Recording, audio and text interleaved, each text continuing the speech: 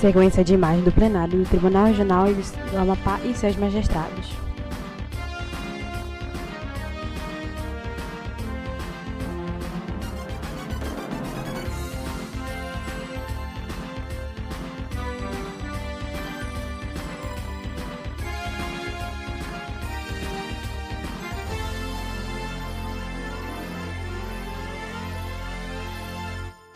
Recording in progress.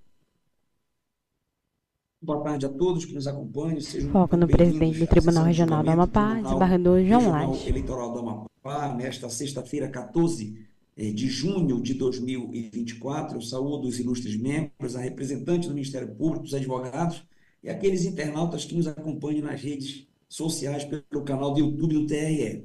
Havendo do quórum, declaro aberta a sessão judiciária e submeto à aprovação dos pares a ata da sessão anterior. Não havendo necessidade de alteração ou acréscimo, declaro a ata aprovada. Pois bem, eu vou pedir autorização para dar uma mensagem aqui que a minha qualidade de som está ruim. Talvez porque eu estou num local afastado e estou tendo interferência. Então, eu peço autorização para desligar o vídeo e darei o voto nos itens 1 e 2 da pauta com apenas o canal aberto, tá bom? Vamos ver se resolve o problema para mim aqui. Então, em julgamento, processo em mesa, é uma continuação de julgamento na AIG número 601.548 de 2022 e Imagem ampla do plenário. na AIG número... Na tela, no canto direito superior, o logo do TRE e no canto direito inferior, janela de Ibras com intérprete. 601.621 de 2002, em que os impugnantes... Na barra inferior, 4 e 3, 14 de 6 de 2024, 45ª Sessão Judiciária Ordinária. Ministério Público Eleitoral, Alexandre Ramos Costa e Pedro Filé Lourenço. Desembargador João Lage fala, porém não aparece na tela. Investigados, Zeneide da Silva Costa e outros. O processo está com vista para mim e eu, então, passo a leitura do meu voto, que disponibilizei aos ilustres pares, ainda coisa de uns 40 minutos atrás. Acredito que já tenha chegado às mãos de Vossa Excelência, mas para que não cometa o equívoco de perder algum detalhe que é muito importante, a meu ver, no deslinde do meu voto, peço autorização para a lei e a paciência dos pares, porque é muito importante. Afinal, se trata de um processo que diz respeito à cassação de DRAP e de diplomas expedidos nas eleições de 2022. Pois bem, ilustres pares, senhora procuradora, senhores advogados, pedi vistas para melhor analisar os autos, porque aspectos arguidos da tribuna pelo doutor Inocêncio Mártires não foram, com todas as venhas, rebatidos na profundidade que tem de ser rebatidos, máxime em se tratando de uma decisão que, ao fim e ao cabo, aplica sanções severíssimas para os impugnados e investigados, como são as sanções de inelegibilidade para as 3 mulheres supostamente utilizadas para fraudar a regra da cota de gênero prevista no artigo 10, parágrafo 3º da Lei das Eleições, ou seja, Albanita Castilho Ferreira, Raquel Rodrigues Delquino e Silene Corrêa da Silva dos Santos, além da cassação do diploma de outra mulher, a deputada estadual Zeneide da Silva Costa, atingida por tabela, mesmo não possuindo qualquer ingerência no fato, que é pano de fundo dessas ações eleitorais. Meu pedido de vista também é motivado pela iluminada hipótese de, prevalecendo o resultado como está até agora, soar para mim desarrazoada a situação de fazer observar uma regra que foi criada exatamente para a inclusão da mulher na política e ter de caçar o diploma daquela que foi eleita deputada estadual com 11.547 votos, para entregar este diploma a um homem, Pedro Filé Lourenço da Costa Neto, eleito primeiro suplente pelo PDT, com 5.341 votos, ou Alexandre Ramos da Costa, eleito primeiro suplente pelo Progressistas, com 4.357 votos, que figuram na AIGE como investigantes. Para mim, não faz sentido o resultado encontrado até aqui, porque ela teve mais voto do que a soma dos votos dos dois, ou mais do que o dobro dos votos que um e outro obtiveram validamente nas urnas, sem qualquer demonstração de que teve responsabilidade pelo registro do DRAP do Podemos junto à Justiça Eleitoral, sem absolutamente nenhum indício de haver contribuído para a suposta fraude. E, neste particular aspecto, o voto de decisão do TSE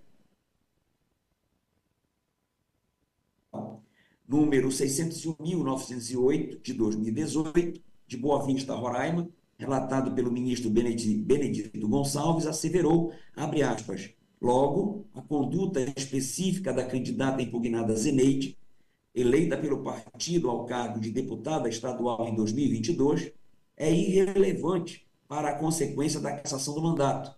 Isso porque não se trata de responsabilidade objetiva, mas de consequência lógico-jurídica do ordenamento eleitoral, fecha aspas.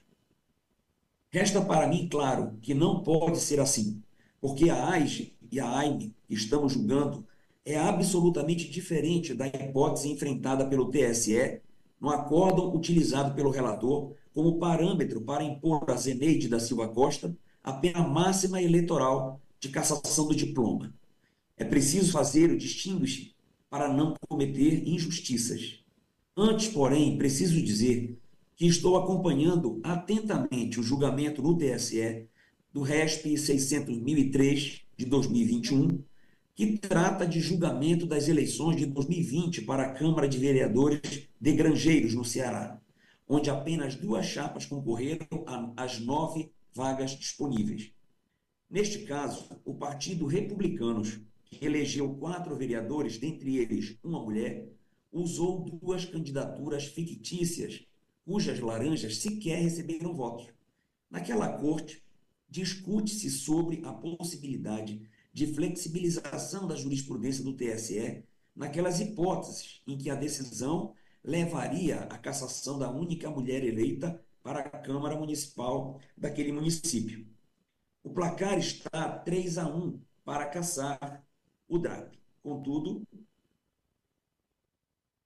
restam votar 3 ministros do TSE, e ao menos 2 deles já indicaram que podem votar no sentido de superar o precedente do TSE, a saber, Raul Araújo, que indicou que poderia acompanhar o ministro Floriano de Azevedo Marques, mas em maior extensão, exatamente para evitar que a Câmara Municipal ficasse somente com vereadores de um único partido, no caso, o PSDB, e Isabel Galotti, que aventou a hipótese de um distinguish em relação aos precedentes do TSE, de modo que sempre que houver fraude em uma chapa que elegeu mulheres, apenas os votos destinados aos homens sejam anulados. Retiro estas informações da notícia do site Conjur, que eu disponibilizo o link no teor do voto. Não ignoro a relevância do ponto levantado pelo ministro Alexandre de Moraes, quando diz que, se não for cassado o DRAP, os partidos ficarão à vontade para registrar candidaturas laranja e concentrar todos os recursos para eleger uma única mulher, perpetuando a fraude. O argumento é interessante, mas, no meu sentir, não é relevante o suficiente e nem serve para a decisão acerca da flexibilização da jurisprudência, que é o pano de fundo do RESP, uma vez que, fraudado o DRAP e concentrado todos os recursos para eleger uma mulher, como exemplificou o ministro Alexandre, não haverá prejuízo algum ao princípio maior de inclusão da mulher na política, posto ser a ratio da norma eleitoral e da própria jurisprudência do TSE. O argumento seria relevantíssimo se, fraudado o DRAP, a concentração de recursos beneficiassem uma candidatura masculina, mas não é isso que está em jogo naquele julgamento. Aliás, o voto do ministro Alexandre partiu de uma constatação importante, porque considerou a simulação do recálculo que ele mandou elaborar para mostrar aos pares que, cassado o DRAP do Republicanos, nenhum prejuízo aconteceria a inclusão da mulher na política, porque na conta restou demonstrado que 2 mulheres assumiriam no final da retotalização. Por isso, acho que a probabilidade de flexibilização da jurisprudência nessas hipóteses existe, e a preocupação é de tamanha relevância que, como dito pelo doutor Inocêncio Mártires da tribuna, o Grupo Executivo Nacional da Função Eleitoral, o GENAF, que foi criado pela Procuradoria-Geral da República, com o objetivo de coordenar o exercício da função eleitoral no país, emitiu a orientação GENAF número 1 de 2016, através da qual, considerando que a fraude em pauta viola a consecução da política afirmativa prevista na Lei das Eleições, voltada a promover o aumento da participação política feminina, considerando que, em respeito à coerência do ordenamento, o combate à fraude não há de gerar prejuízo à minoria que deveria ser beneficiada pela política afirmativa fraudada, considerando que a estabilidade da decisão relativa ao DRAP impede que sua nulidade ou ineficácia sejam atacadas na AIM e na AIGE, considerando que faltaria, caso as AIGES e AIMES manejadas fossem voltadas a atacar toda e qualquer candidatura por falha no DRAP, faltaria interesse de agir na modalidade de adequação ao autor nos termos do artigo 17 do CPC, orientou os procuradores e promotores eleitorais a propor AIME pela fraude do artigo 14, parágrafo 10 da Constituição, em face dos candidatos do sexo masculino diplomados, excluindo-se do polo passivo as mulheres eleitas, sob pena de, para se combater o ilícito que lesou a ação afirmativa, prejudicar integrantes da minoria que deveriam ter sido por ela beneficiados.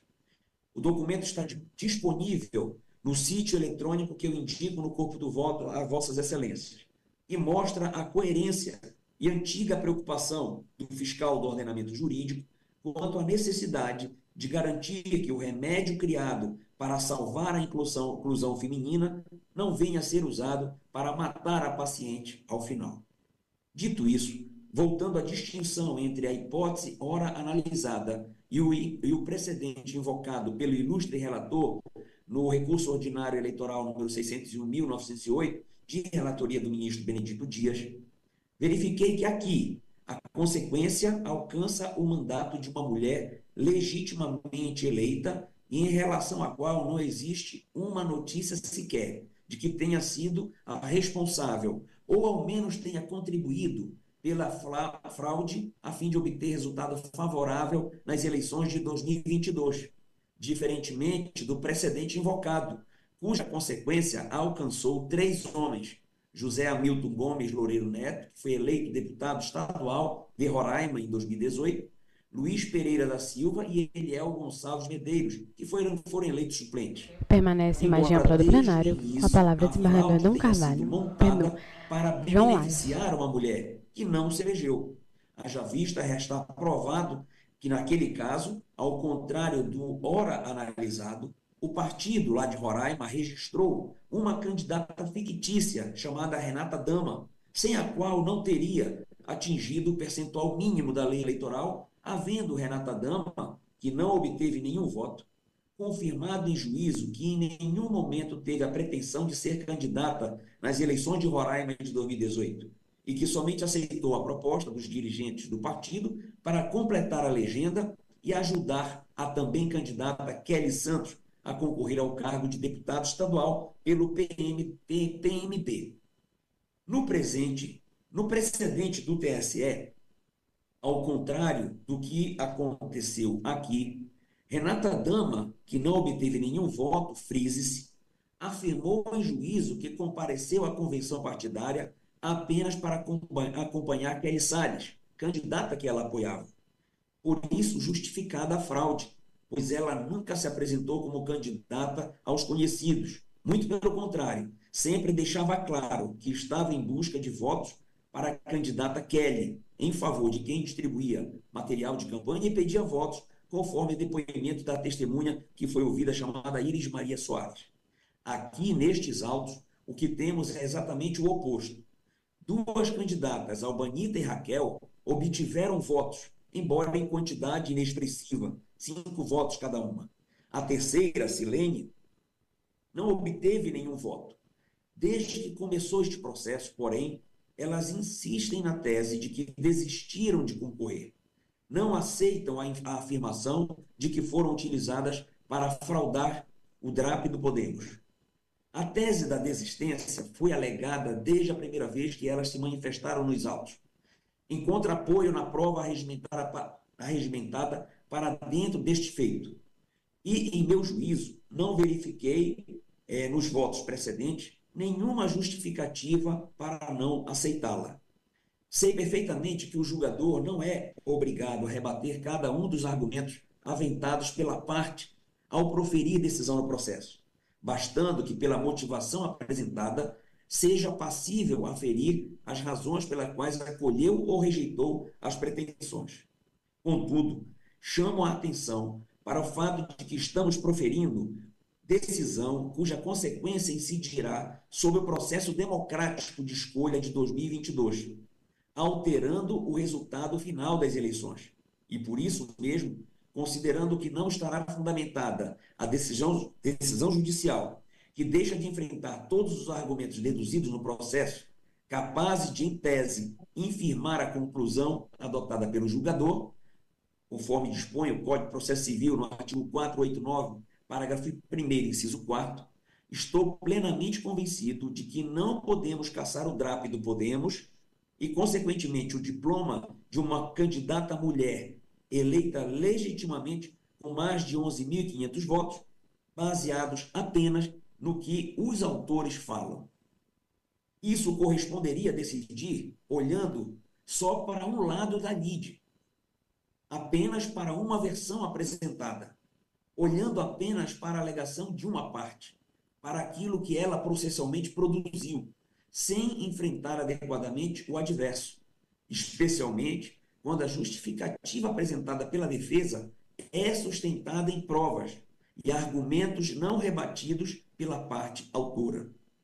Por dever legal, se vamos recolher o diploma de uma candidata legitimamente eleita, precisamos, pelo menos, rebater as justificativas apresentadas pela defesa, sob pena de decidir por aquilo que unilateralmente apenas uma das partes produziu, sem considerar o contraponto, sem enfrentar as questões capazes de infirmar a conclusão adotada na decisão, alterando o resultado final da vontade soberana do povo, sem considerar os argumentos trazidos pela parte prejudicada. Ao meu ver, isto não é certo. Se o argumento do investigado for relevante, e no caso o é, o julgador tem a obrigação de se manifestar sobre os pontos trazidos, ainda que para afastá-los. Com efeito, define-se como prova o elemento produzido pela parte, visando a estabelecer dentro do processo a verdade sobre certos fatos. Alegando o réu fato impeditivo, modificativo ou extintivo do direito do autor, caberá a este apresentar a contraprova, ao autor apresentar a contraprova. Partindo deste princípio, observa-se que foi arrolada pela defesa a testemunha Fabiano Leandro Oliveira, que era o coordenador da campanha da candidata a deputado federal Sandra Lacerda, mas também coordenava o Podemos. O depoimento desta testemunha foi decisivo, tanto que da prova oral trazida para os autos, foi em cima de suas alegações que o ilustre relator tirou elementos para julgar procedentes as ações. Fabiano foi compromissado em dizer a verdade.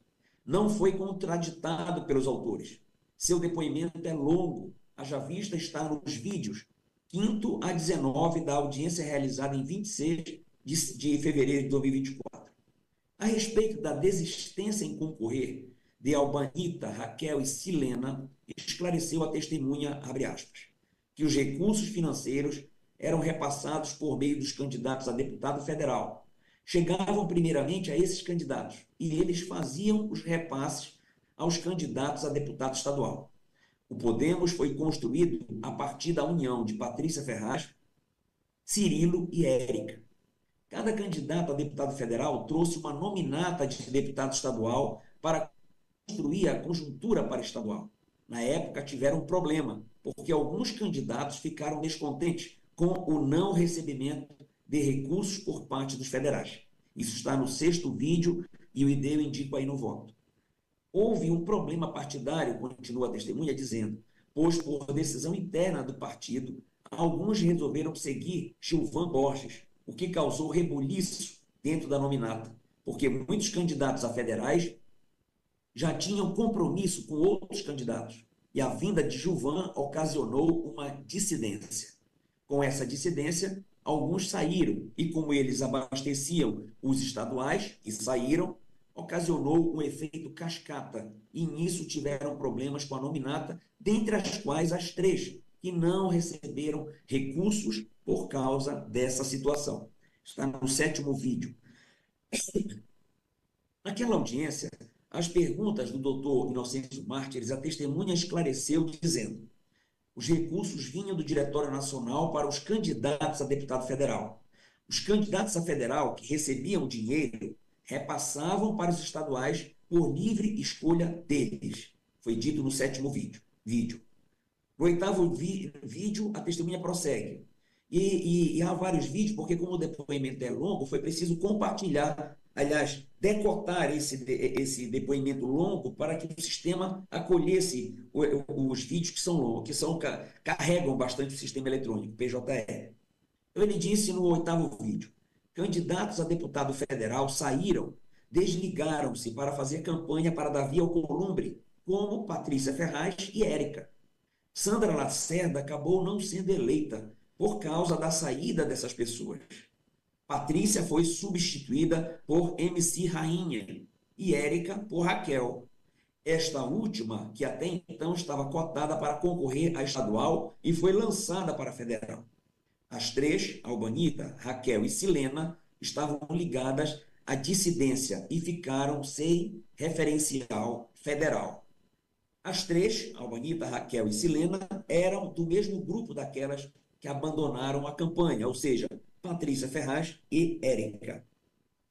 Vê-se, portanto, que a defesa trouxe prova oral para justificar que não houve fraude, mas sim desistência em concorrer ao pleito em face de inúmeras dificuldades que as 3 supostas candidatas laranja enfrentaram. E o que fizeram os representantes investigantes? Para desconstituir os fatos impeditivos, modificativos ou extintivos do direito do autor. Limitaram-se a formular naquela audiência uma única pergunta a respeito de Patrícia Ferraz e Érica, o que, a meu ver, não serviu como contraprova às declarações da testemunha Fabiano, que não foi contraditado e estava compromissado em dizer a verdade, repita-se. Assim, o advogado dos investigantes, Dr. Roger Lisboa dos Santos, no 14º vídeo, e o representante do Ministério Público Eleitoral, no 18º vídeo, indagaram apenas se não pensaram em substituir as candidatas Patrícia e Érica, no que Fabiano foi categórico em afirmar Permanece que não, imagem porque do quando isso plenário com a aconteceu, palavra do estavam desembargador João na Lages. reta final da campanha, não havendo como controlar isso. Os autores deveriam, então, aprofundar a investigação deste fato. Estava-se na instrução. Havia tempo para fazer isso, para rolar mais testemunhas, para requerer a vinda de documentos, mas quedaram-se inertes. Por que não pediram para ouvir Patrícia e Érica? Por que não procuraram provar que os recursos financeiros eram realmente passados pelo Diretório Nacional aos candidatos a deputado federal e estes distribuíam para os candidatos a deputado estadual da nominata? Por que não requereram documentos para provar que não acontecia daquela maneira?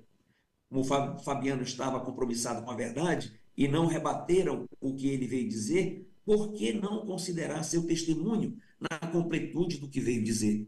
E aí eu penso assim, até o próprio julgador, se eu tenho alguma dúvida de que esta testemunha compromissada com a verdade, não contraditada, está mentindo, que ela veio dizer que as candidatas desistiram, um dos fatores foi que elas não receberam dinheiro para fazer a sua campanha. Se não há um aprofundamento para contrapor isso, como que eu não vou declarar este depoimento legítimo? No meu sentir, competia aos autores provar, por exemplo, que Patrícia Ferraz e Érica não abandonaram a campanha, como disse a testemunha. Ou então provar que os recursos financeiros não eram distribuídos da forma como declarou a testemunha compromissada com a verdade.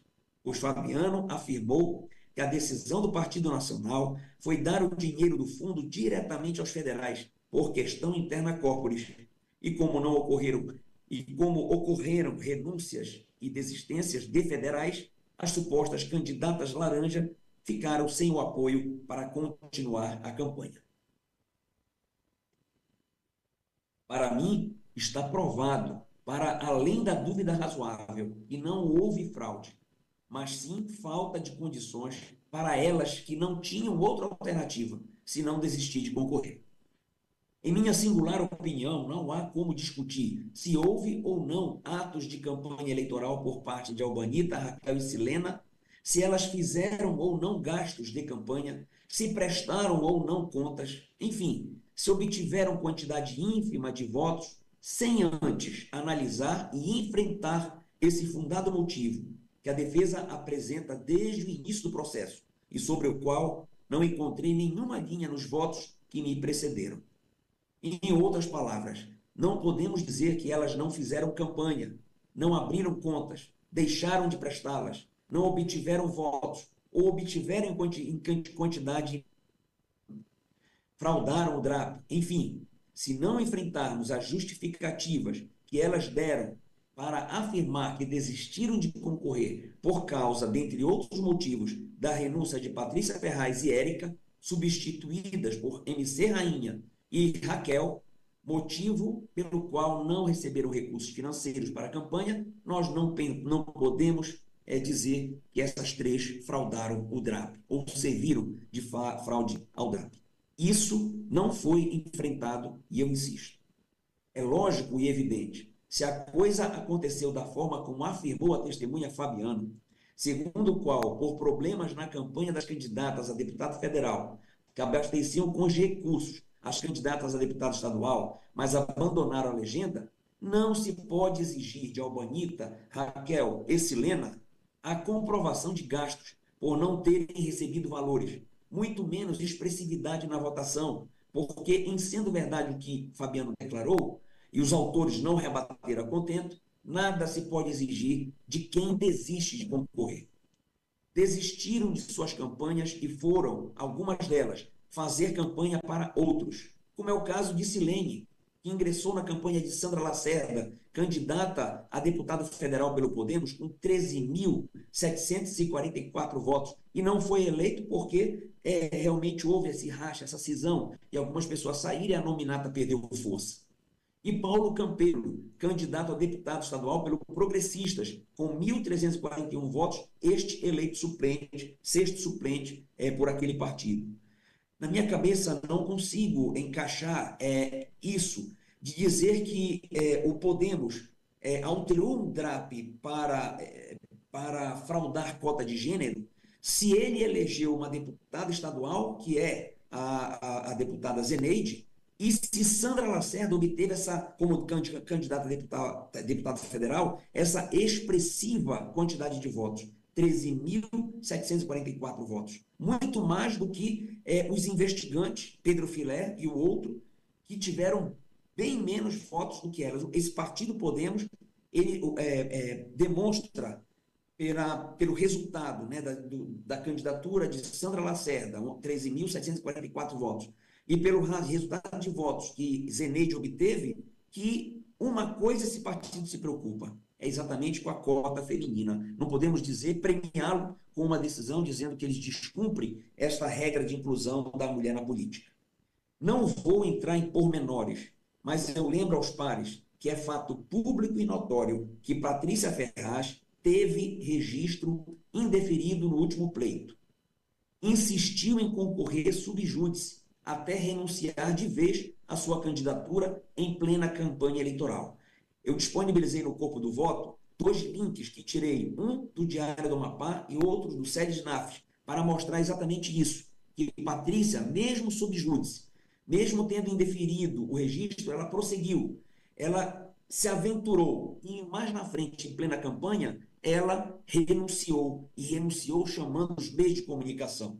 Isso é prova suficiente, de acordo, é fato público e notório, que endossa o argumento trazido pela defesa e sustenta o que Fabiano veio dizer, de que realmente recursos financeiros não chegaram nas 3 supostas laranjas por conta da renúncia dessas candidatas a deputado federal, Patrícia e a outra, a Kátia. Enfim, existem provas no processo de que Albanita e Silene eram vinculadas a candidatas a cargos de deputado federal que renunciaram às respectivas candidaturas para apoiar candidatura diversa daquela abraçada pelo Podemos ao cargo majoritário. Além do mais, existem provas no processo também de que o filho de Albanita teve problemas decorrentes de grave doença que o atingiu ou que alterou o seu quadro no período da eleição. Também existem provas suficientes que justificam a dificuldade de abertura de contas pelas 3 supostas candidatas laranjas. Elas residem em área de invasão, algumas delas. Por isso, não possuem comprovantes de residência, o que inviabilizou a abertura de contas. Fato só identificado depois do registro do DRAP, o que afasta a imputação de fraude ao DRAP. É claro, elas foram registradas, elas estavam ali naquela cota de 30% no DRAP. Posteriormente, não abriram conta por essas questões que estão nos autos, esses motivos de impedimento que não foi possível abrir a conta. Como é que eu vou dizer que elas fraudaram se o registro veio depois? Ou será que ao registrar já se sabia que não seria aberta a conta para elas? Não faz sentido. Em relação a Raquel, de fato, não obteve o CNPJ em face de desencontros junto à Justiça Eleitoral. Ela trouxe testemunha para esclarecer os fatos, cujos depoimentos não foram rebatidos. E, por isso, não lhe foi possível abrir conta, contratar serviços e materiais de campanha. Como disse a defesa na contestação, há prova documental incontestável de que informou o endereço distinto de Edinaldo Cardias. Há, portanto, provas robustas para afirmar que houve desistência de candidatura e não fraude à cota de gênero. E, por outro lado, não verifiquei nenhuma contraprova substancial a essas alegações. Ante o exposto, julgando sob as lupas do gênero, e como nos impõe julgar questões como estas, o protocolo para julgamento com perspectiva de gênero, de que trata a resolução CNJ 492 de 2023, pedindo venha aos entendimentos contrários, eu voto pela improcedência dessas ações eleitorais acompanhando a divergência. Este é o voto. Senhor presidente. Anunciar o resultado. Minutinho, só voltar aqui para anunciar o resultado, né? Senhor presidente. Permanece mais de ampla do plenário. Oi, Normandes. Senhor presidente, eu quero modificar meu voto. Realmente, peço vênia ao relator, ao colega Anselmo, acho que o... Foco no Luiz Normandes Souza. Valdo, né? Também votou. Mas, realmente, essa questão da desistência, que o senhor abordou com muito mais propriedade, me convenceu.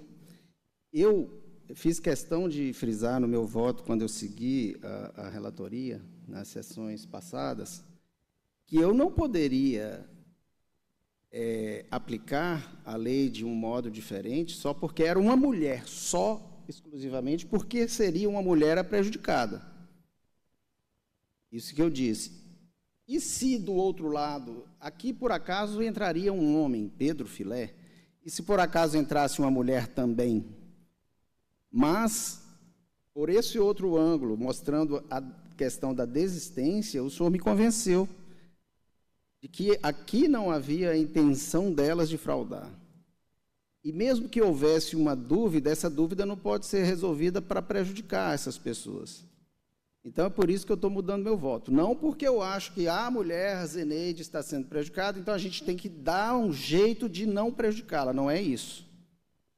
É porque os argumentos, no caso, os fundamentos que o senhor usou no seu voto, me convencem de que realmente não está aprovado claramente que elas em si, com essa amplitude que o senhor mostrou, Albanita, esses detalhes todos que o senhor expôs muito bem no seu voto, me fizeram mudar.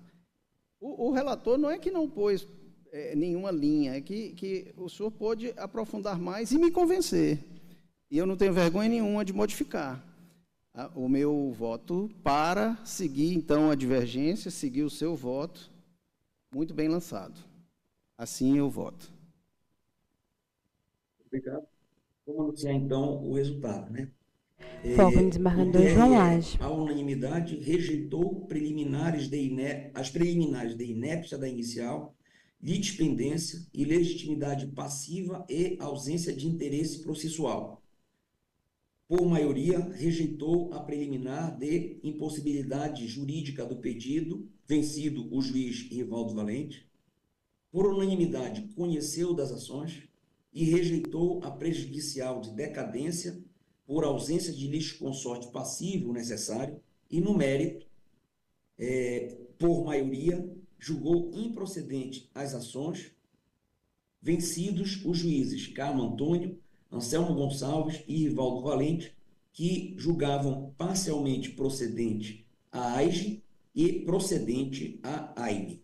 Redigirá o acórdão o juiz Paulo Madeira. Então, concluído o julgamento, agradeço ao doutor Inocêncio, e acho que aí no plenário deve ter mais pessoas aqui que eu não consigo ver, mas se quiser ficar conosco será um prazer, tá bom? Se não, até uma próxima oportunidade. Presidente, eu peço autorização para me retirar. Até uma próxima oportunidade.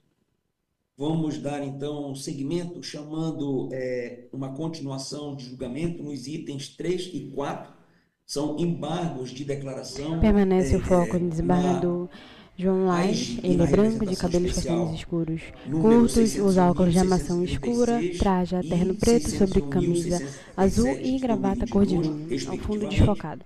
Em que é embargante Edna Alzier e embargado o Ministério Público Eleitoral. Este processo aguarda vista, está com vista para o juiz Rivaldo Valente, a quem dou boa tarde e concedo a palavra.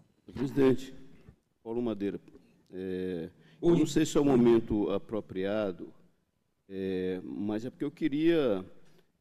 Como essa discussão foi reaberta na sessão passada... Foco no juiz Paulo Madeira. Foi reaberta que a eminente juíza Tina proferiu o voto e como foi levantado um ponto que, para mim, é um ponto que é novo, eu gostaria de fazer uma consideração sobre o meu voto. Eu não sei se é o momento, se é pertinente, Vossa Excelência que conduz a sessão, mas é porque é um ponto que tem a ver com a aderência à prova, que está no processo. Eu considero relevante para que a Corte possa... Pode prosseguir, Paulo.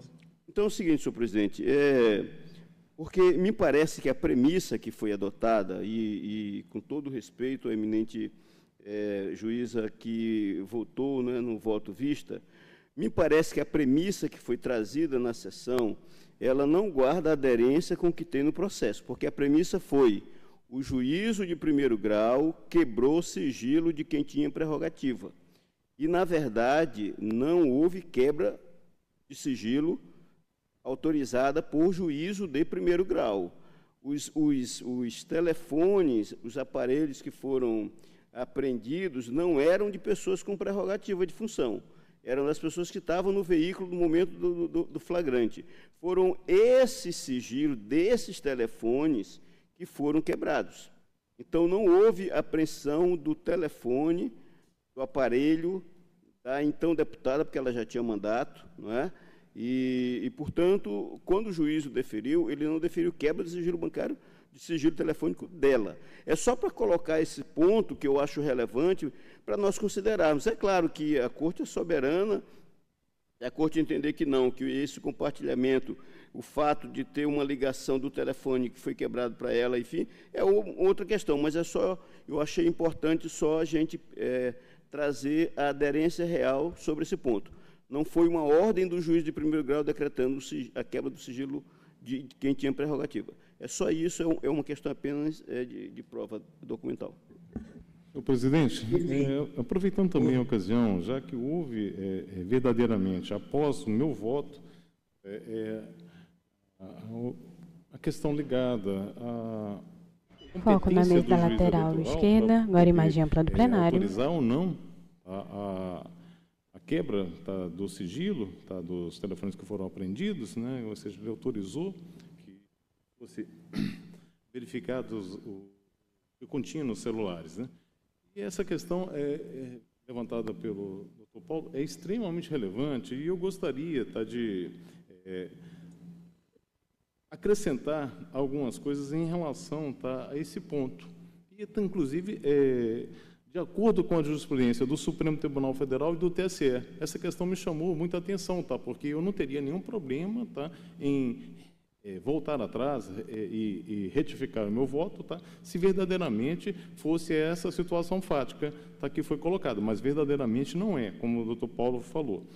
Mas eu ouvi atentamente o voto vista divergente da juíza Paola e eu acompanho em parte, apenas no ponto em que a magistrada segue o relator por não vislumbrar, abro aspas, nenhuma irregularidade ou ilicitude na abordagem dos agentes públicos que culminou na prisão em flagrante delito dos indiciados, fecho aspas. Por conseguinte, quanto à alegação de violação ao foro por prerrogativa de função, concluo de modo diverso. No voto visto em questão, assim constou, abro aspas, aduz ainda embargante que haveria omissão no acórdão quanto às medidas investigatórias deferidas por juízo incompetente, atribuição do Tribunal Regional Eleitoral do Amapá para autorização e supervisão judicial relacionada à autoridade com prerrogativa de foro, resultando na nulidade das provas colhidas e compartilhadas. A pergunta que se faz é, somente após os elementos obtidos na análise dos celulares dos investigados se constatou o envolvimento da candidata Edna Alzier ou se desde os primeiros momentos da busca e apreensão no veículo em que foram encontrados santinhos e adesivos com o nome Edna Alzier 55123, era possível se constatar que se tratava de alguém com prerrogativa de foro. Essa é a pergunta, fecho aspas. Ocorre que tal pergunta, na hipótese dos autos, é irrelevante. Isso porque o Supremo Tribunal Federal, ao apreciar a questão de ordenação penal número 937, fixou a tese de que, abro aspas, o foro por prerrogativa de função aplica-se apenas aos crimes cometidos durante o exercício do cargo e relacionados às funções desempenhadas, fecho aspas. De fato, é público e notório que a embargante ostenta o cargo de deputada estadual, porém, não há que se falar em crime relacionado à função parlamentar. O que se apura, conforme fartamente consta nos autos, é a prática de captação ilícita de sufrágio nas eleições gerais de 2022, o que não guarda qualquer relação com o exercício do cargo em questão. Pensar diferente implicaria ir de encontro à jurisprudência do STF e do Tribunal Superior Eleitoral. Nesse sentido, veja-se o seguinte julgado do TSE. Agravo interno, recurso em habeas corpus, eleições 2016, prefeito, ação penal, crime de corrupção eleitoral, artigo 299 do Código Eleitoral, foro por prerrogativa de função, não configuração negativa de provimento. No que interessa, no item 3, eu vou só pensar a leitura do item 1 e 2, e direto no 3. Na espécie, não se vislumbra a afronta à norma que estabelece o foro por prerrogativa de função para aqueles que exercem mandato de prefeito, visto que a conduta de oferecer e prometer dinheiro, bem como outras vantagens a eleitores de Carira, Sergipe, em troca de voto para sua candidatura, não possui nenhum liame com o exercício do cargo eletivo. Ao assim fazê-lo, o agravante agiu na condição de candidato no contexto de campanha eleitoral, sem se valer de suas funções para esse fim. É um agravo regimental no recurso em habeas corpus número 0608478 de Sergipe. Relator ministro Benedito Gonçalves. Está no Diário Eletrônico da Justiça de 21/3/2023. Ainda no TSE. Agravo interno, recurso ordinário, eleições de 2018, deputado estadual, representação, captação ilícita de sufrágio. Artigo 41A da Lei número 9.504/97, pagamento em troca de votos, transporte de eleitores, boca de urna, cassação de diploma e multa. Também no que interessa, já no item 3, dessa emenda, consta o seguinte, item 3, outro sim, conforme decidido pelo Supremo Tribunal Federal na AP 937, o foro por prerrogativa de função limita-se aos atos praticados durante o exercício do mandato e referente às funções desempenhadas no cargo. No caso, em procedimento investigativo supervisionado por juízo de primeiro grau, deferiu-se pedido de busca e apreensão em face de Sidney Ferreira dos Santos, suposto intermediador do esquema ilícito, bem como quebra de sigilo do seu aparelho celular que fora apreendido. Com base nas provas colhidas, o parquê ajuizou a representação contra ele e o agravante, na qual ambos foram devidamente citados, oportunidade em que puderam exercer o direito ao contraditório e à ampla defesa. No item 5 consta, ademais, ainda que os ilícitos apurados na investigação tenham sido supostamente praticados durante o período em que o agravante era deputado estadual, não tem nenhuma relação com o cargo, o que afasta o foro por prerrogativa de função. Isso está no agravo regimental e embargos no recurso ordinário eleitoral número 060-186731 de Rondônia. Relator, ministro Luiz Felipe Solomão, está no Diário da Justiça, número 230. Ante o exposto com esses acréscimos, senhor presidente, eu ratifico o meu voto para acompanhar o relator e também, fazendo coro ao que já foi colocado pelo nosso colega, o juiz Paulo Madeira. Só essa questão, senhor presidente, que eu fiz questão de abordar, porque quando eu proferi meu voto acompanhando o relator, eu não tive oportunidade de me manifestar, porque essa questão ainda não tinha sido debatida. Como voto, senhor presidente? Perfeito. Então, concedo a palavra ao juiz Rivaldo Valente para seu voto de vista. Obrigado, senhor presidente. Senhor presidente, eminentes pares, doutora procuradora regional. Imagem ampla do plenário. De vista dos autos para melhor estudo do caso sob análise, especificamente em fase da divergência inaugurada pela juíza Paola Santos, conforme as razões que passam a fundamentar o meu voto. De início, é forçoso consignar que a questão foco no juiz Rivaldo Valente acerca da eventual nulidade envolvendo a autorização da quebra do sigilo telemático dos aparelhos telefônicos, por se tratar de matéria de ordem pública, é cognitivo, conexível de ofício e não estão sujeitas à preclusão, podendo ser apreciada a qualquer tempo, inclusive em sede de embargos, ainda que não submetida anteriormente à Corte. Trago no meu voto, senhor presidente, dois precedentes do STJ relativo a essa possibilidade de ser discutida em sede de embargos, questão de ordem pública. O primeiro precedente aqui do ministro Moura Ribeiro, julgado no RESP, no agravo regimental, no RESP 18.26.724, de Minas Gerais, julgado e publicado no dia 28 de maio de 2020. E outro agravo interno nos embargos de declaração. Também eu peço, para ler a questão relativa a essa situação, que é o item 2 do julgado, abre aspas, as questões de ordem pública são insuscetíveis de preclusão nas instâncias ordinárias, razão pela qual nelas podem ser conhecidas a qualquer tempo e grau de jurisdição de ofício ou mediante provocação da parte, ainda que arguida em recurso de embargo de declaração. As matérias possuem peculiaridades que as distinguem, demandando tratamento específico, conforme estabelecido pela legislação e consolidado pela jurisprudência. As matérias de ordem pública são aquelas que afetam diretamente o interesse público, a estrutura do processo e os princípios fundamentais do direito. Dentre as principais matérias de ordem pública, destaco, aqui no meu voto, senhor presidente, também destaco as causas de ordem pública, são 7, em regra geral são essas 7, peço venha para dispensar a leitura, está dentro do meu voto, foi disponibilizado aos ilustres membros. Então, a possibilidade de conhecimento de ofício das matérias de ordem pública reflete a preocupação do legislador com a observância dos princípios fundamentais do processo, como o devido processo legal e a segurança jurídica e a efetividade da tutela jurisdicional. Tal prerrogativa visa assegurar que o processo transcorra em conformidade com as normas e princípios constitucionais, protegendo o interesse público e a integridade do sistema judiciário. Diante disso, reitero que as matérias de ordem pública podem e devem ser conhecidas de ofício pelo juiz a qualquer tempo e grau de jurisdição, garantindo a correção de eventuais irregularidades e a proteção dos direitos fundamentais desenvolvidos.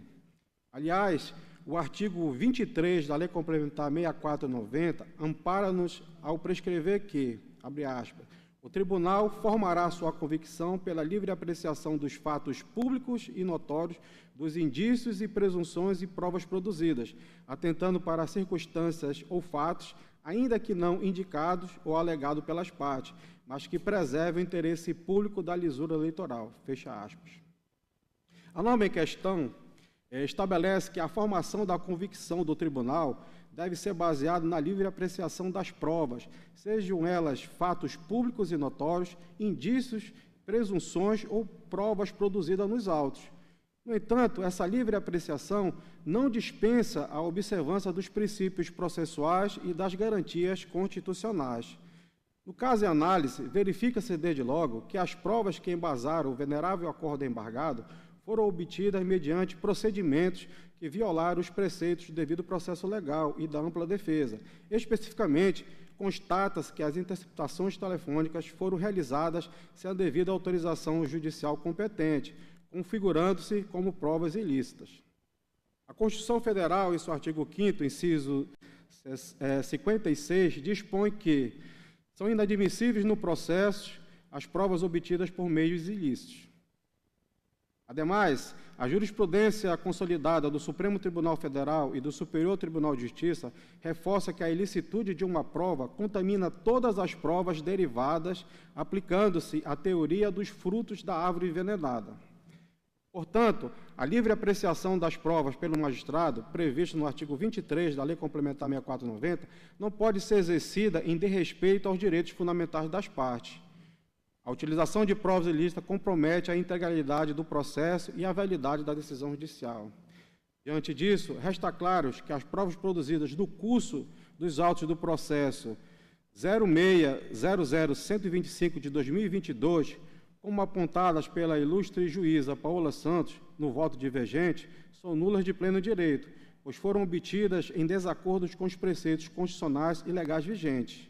A licitude das provas contamina toda a instrução processual, não podendo ser aproveitada para fundamentar uma condenação.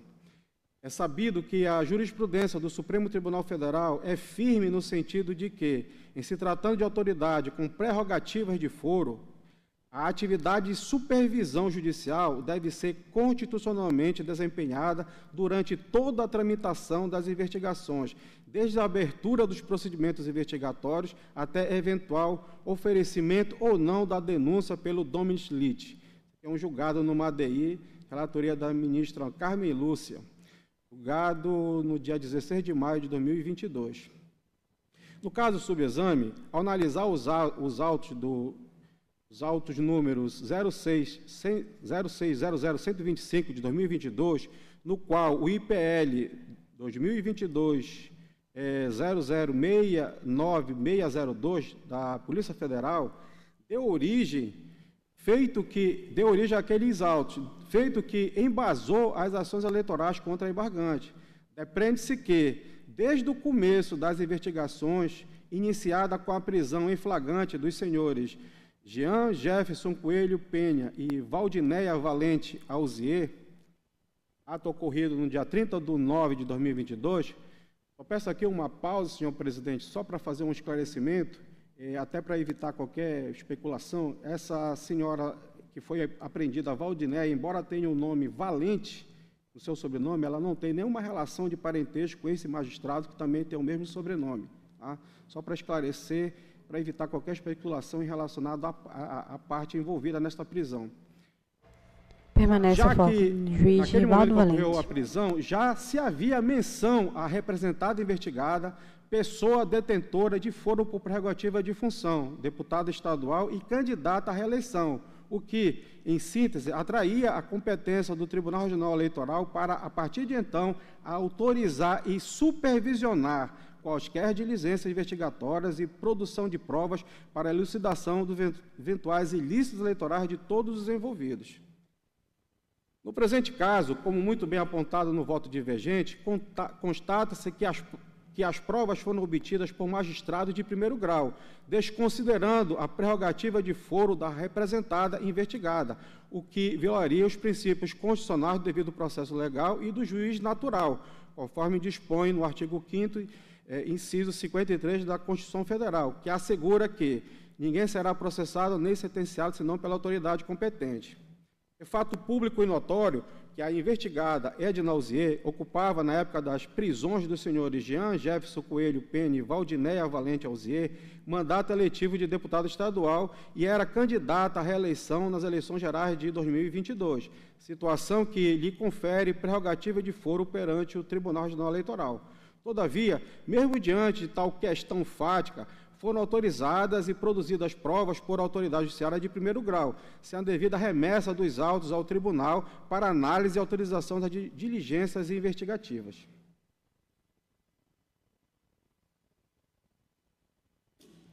É entendimento consolidado pelo Supremo Tribunal Federal que a competência para processar e julgar autoridades com prerrogativas de foro é o tribunal competente e qualquer ato processual realizado por juiz de primeiro grau, em tais casos, é absolutamente nulo por vício de competência.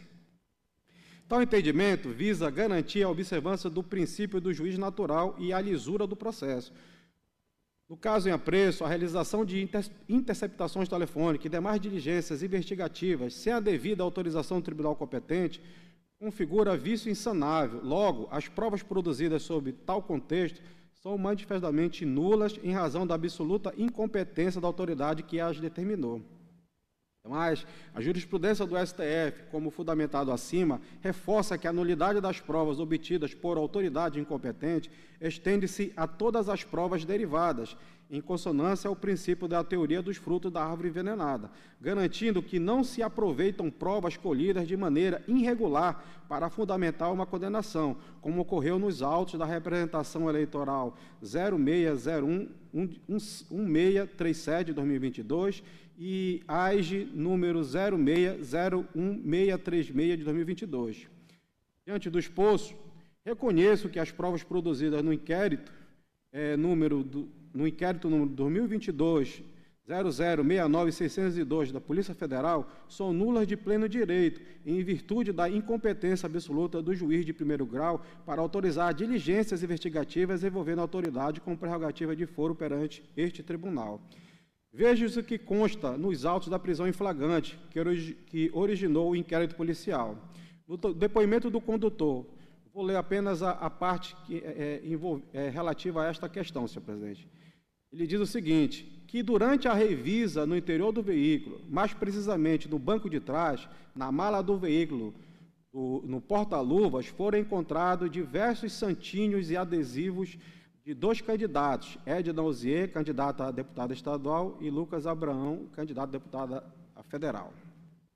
No depoimento de Jean Jefferson Coelho Penha, ele também diz o seguinte, que os santinhos é porque o declarante e sua esposa, irmã da candidata Edna Alzier, trabalham na campanha e participam de bandeiradas.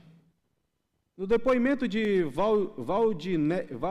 Valnileia Valente Alzier, ela diz o seguinte, que os santinhos nos veículos eram de sua irmã, que é candidata a deputada estadual.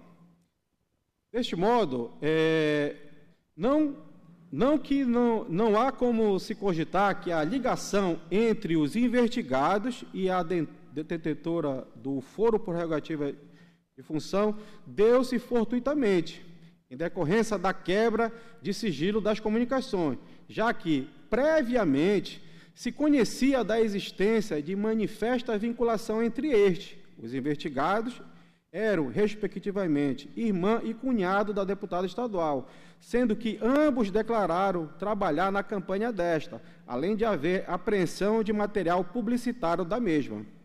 Consequentemente, deve ser reconhecida que a decisão contida nos autos do processo 06000132-2022, no qual se processou a representação pela quebra de sigilo formulada em face de Jean Jefferson Coelho Penha e Valnileia Valente Alzier, em razão do inquérito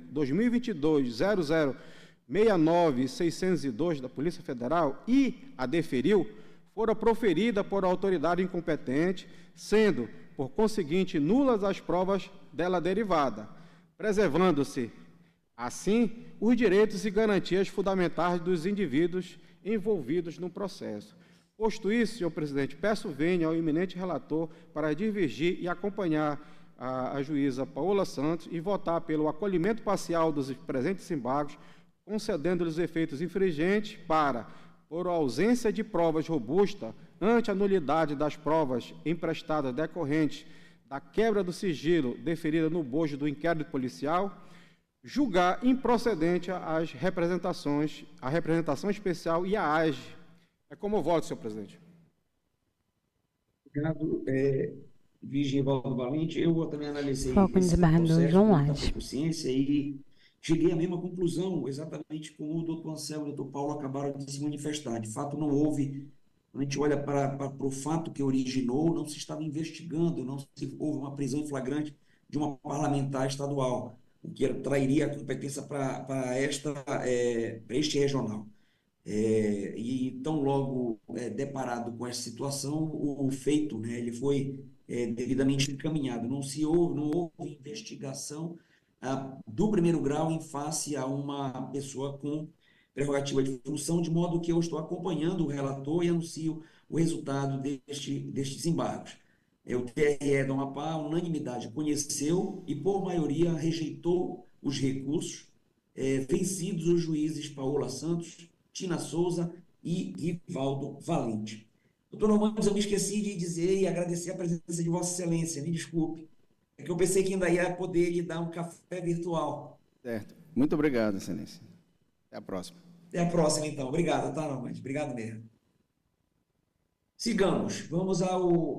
falta apenas dois Permanece o processos foco em do julgado. barro João Lage. Ele é branco, de cabelos castanhos escuros, usa óculos de armação escura, traja terno preto sobre o interessado o Partido Democracia Cristã, DC. camisa azul e gravata cor de vinho. Da Silva Marques. A relatora é a juíza Paola Santos e funcionarão como vogais os juízes Rivaldo Valente, Carmo Antônio, Anselmo Gonçalves, Paulo Madeira, Tina Souza e João Lages. Ilustre relatora, com a palavra.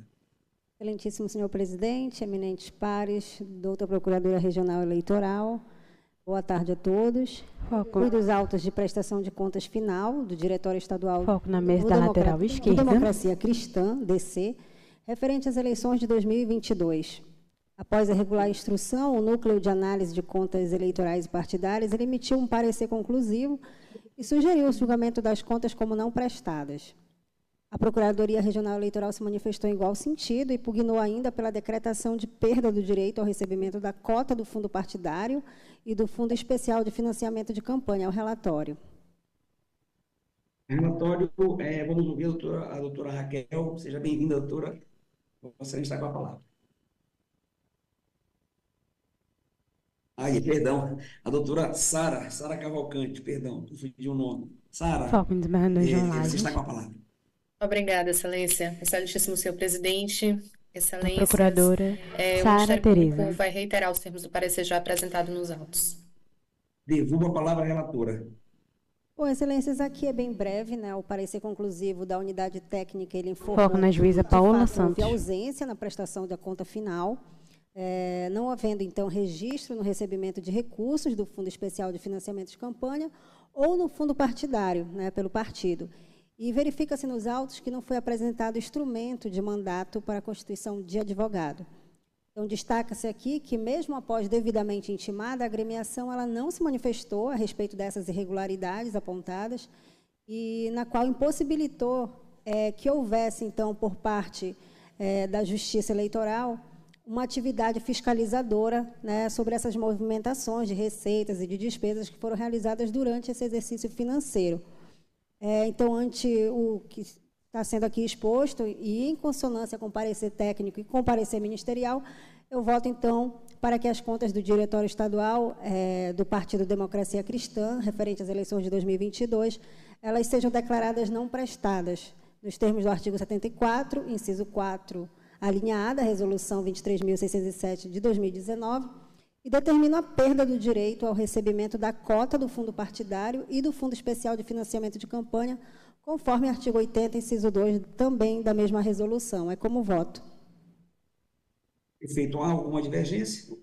Se não há divergência, o TRE do Amapá, por Foco no desembargador João as Lage. contas do Democracia Cristã DC referente às eleições de 2022 como não prestadas nos termos do voto da juíza relatora. Vamos ao último item da pauta, é o embargo de declaração no requerimento de regularização de omissão de prestação de contas 600.020 de 2024. O embargante é o Podemos, Antônio Paulo de Oliveira Furlan e Mário Rocha de Matos Neto.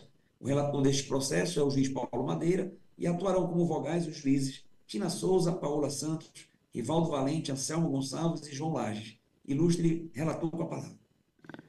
Senhor presidente, eminentes pares, senhora procuradora regional eleitoral, advogados que nos Imagem ampla do acompanham, plenário. e todos mais que nos assistem. Senhor presidente, aqui o Partido Podemos, diretório regional do Estado do Amapá, apresentou embargo de declaração com Foco vista no a juiz suprir Paulo Madeira. Ele é supostas branco, de omissões cabelos grisalhos, do julgamento, curtos, usa óculos de armação relativo ao escura, tem requerimento barba de regularização escanoada, grisalha de e traja contas. toga preta. Alega, em síntese, que a agremiação, o acórdão combatido não definiu expressamente que a decisão de deferimento do requerimento englobava ratificação de termos da tutela provisória. Em seu entendimento, o disposto na decisão deveria ter evidenciado que as sanções de suspensão de repasse do fundo partidário, das anotações do partido, não mais subsistem. Enfim, o Ministério Público Eleitoral opinou pelo conhecimento dos declaratórios e no mérito que seja desprovido, tendo em vista que a finalidade do processo, do procedimento, melhor dizendo, de regularização de contas foi devidamente cumprido, enfim. Esse é em síntese o relatório, senhor presidente. Ele pode prosseguir. Ok, desculpe, é verdade, é porque sem embarque de declaração, eu, por um instante, esqueci desse detalhe. Senhor presidente, aqui é o seguinte, os embargos são tempestivos e, portanto, dele eu conheço, se não houver divergência, eu já sigo adiante. Quanto ao mérito, a situação foi elucidada no trecho estratificado do parecer ministerial e colacionado ao relatório, que é o seguinte: o deferimento do pedido, ele engloba o afastamento de todas as sanções propostas no acórdão de julgamento, que julgou as contas não prestadas. Com o dispositivo, eu cito aqui o dispositivo da resolução TSE 23604, que trata do tema, e aí eu cito aqui o artigo 58. Transitada em julgado a decisão que julgar as contas não prestadas, os órgãos partidários podem requerer a regularização da situação de inadimplência para suspender as consequências previstas no artigo 47. Eu transcrevo também o artigo 47, da mesma norma de regência. Portanto, senhor presidente, não há que se falar em omissão na decisão. O dispositivo deferiu a regularização, que deferiu, engloba o afastamento de todas as sanções aplicadas. Então, isso está na própria legislação, foi feita a citação. Portanto, esse é o motivo pelo qual me convenço que não devem ser acolhidos os embargos. Portanto, eu estou votando pela rejeição plena dos embargos declaratórios. É o meu voto. Perfeito. Existe alguma divergência? Não havendo, anuncio o resultado. A TRE da Amapá, unanimidade, conheceu e rejeitou o recurso nos termos do voto do juiz relator. Eminentes pares, não há mais nenhum processo a ser julgado. Agradeço a presença. Lembro que segunda-feira temos sessão. Desejo um ótimo final de semana a todos e até lá, se Deus quiser. Bom final de semana. Para minha conterrânea, doutora Sara. Meu conterrâneo, bom fim de semana e a todos. Boa semana a todos. João, todo mundo. Boa semana. E Paulo, por que você não fala todos? Oi? Recording stopped. Maranhense da ilha.